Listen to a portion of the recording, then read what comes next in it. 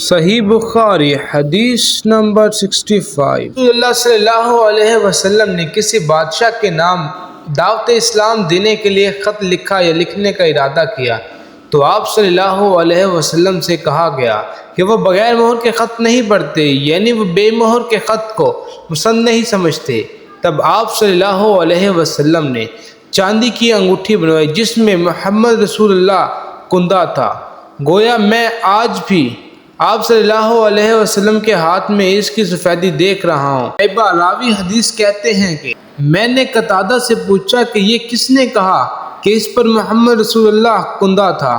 انہوں نے جواب دیا انس رضی اللہ عنہ نے۔